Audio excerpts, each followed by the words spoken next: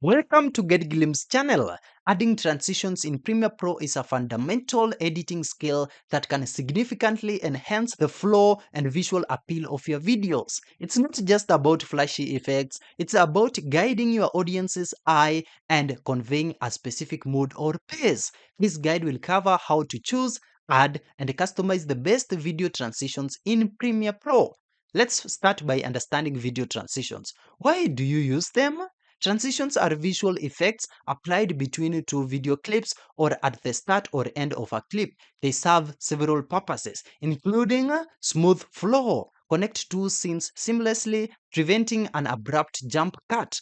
It also has a purpose of pacing, speed up or slow down the perceived pace of your edit, mood or emotion, convey a feeling, e.g. a gentle dissolve for reflection, a quick whip pan for excitement. Time or location change is also here, where you can indicate a shift in time or place or focus using a transition. Visual interest as well. Add an aesthetic touch, use sparingly actually to avoid any distraction. Let's now get to how to choose the best transitions. Context is actually king. The best transition is the one that fits your context and storytelling, not necessarily the most complex or flashy one. We have cut where there is no transition, when to use it.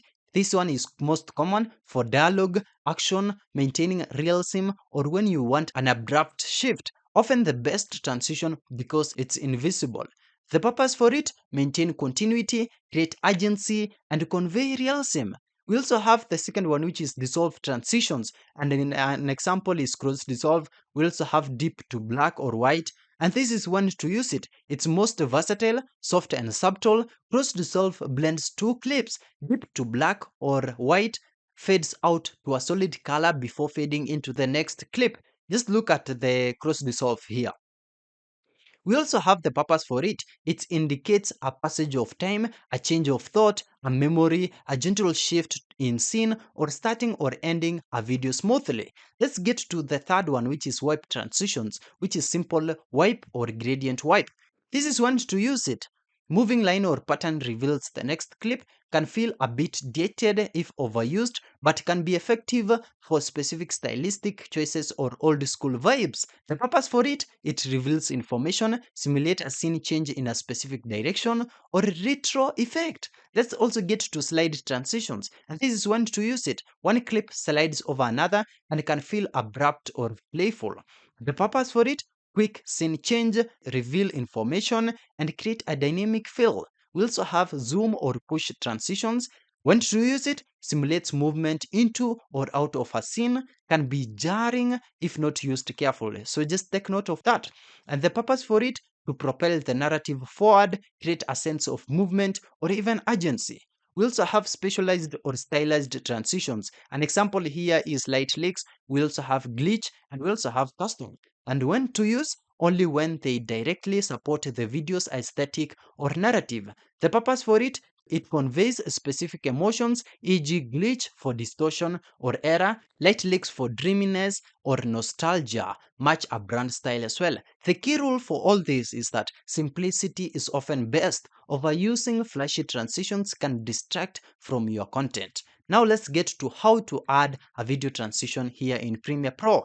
Open the effects panel here, just go to Windows and then effects, or click the effects tab if it's already open like mine. Now expand the video transitions folder. You'll see a subfolders like dissolve, wipe, or zoom, etc. Locate your transition. Browse through the folders or use the search bar here at the top of the effects panel and you can type in something like dissolve. Now add the transition to a timeline. Just drag the desired transition directly from the effects panel onto the cut point where the two clips meet in your timeline. Premiere Pro will snap it into place. So if you drag it to the very beginning of a clip, it will fade in from black or white or transparent. If you drag it to the very end of a clip, it will fade out to black or white or transparent. Now extend or shorten the transition. Once added to the timeline, you will see the transition represented by this shaded block spanning the cut. Now hover your mouse over the edge of this block until the cursor changes to a red square bracket. Click and drag inward to shorten the duration or outward to extend it. This is important. For transition to extend, there must be enough handle, that is extra media, available on both clips involved. Now this is how to customize video transitions. Simply adding a transition is just the start. Customization is key to making it perfect. So select the transition on the timeline, go to the effects control panel. So just go to right here, effects control. I have it open. If at all you don't have it, click on Windows and then select effects control here. You will see a section for your selected transition, e.g. cross dissolve. These are some of the common customization options. Duration, you can set the exact duration here, e.g. 1 for 1 second. This is usually easier to fine tune by dragging on the timeline here as well. Alignment, this is crucial. Center at cut, which is default. The transition is centered exactly on the cut point, dissolving equally into the end of the first clip and the beginning of the second. This is generally the most common and natural. Start at cut, the transition begins exactly at the cut point and only uses the end of the first clip to transition into the next.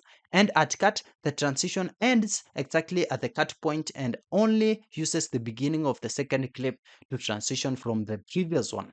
Experiment to see how these affect the feel. You can also show actual frames here. This visually displays the frames being used for the transition in the effects controls panel, which can be helpful for precise alignment. We also have some specific transition properties. Each transition type will have its own unique set of properties. We have direction, where we have wipes or slides. Change the direction of the wipe or slide, e.g. left, right, top, bottom. We also have border or color. Wipes adds a border and choose its color as well. We also have angle, which is actually key for page, peel, etc. Adjust the angle of the effect. Reverse checkbox, play the transition in reverse. We also have anti-aliasing, which is key in iris or wipe, which smooths the edges of the transition. Now these are some of the troubleshooting and best practices. Insufficient media error. If you can't extend a transition, it means one or both clips don't have enough handle, that is extra frames, beyond the cut point. You'll need to trim the clip further back to shorten it to create space for the transition. Audio transitions, don't forget audio transitions as well. Use them in here to avoid any abrupt cuts in audio. Render often as well. Complex transitions might require rendering for smooth playback. Press enter when you see a red bar here above your timeline to render that section. Test on different devices as well. What looks good on your monitor might look different on a phone or TV.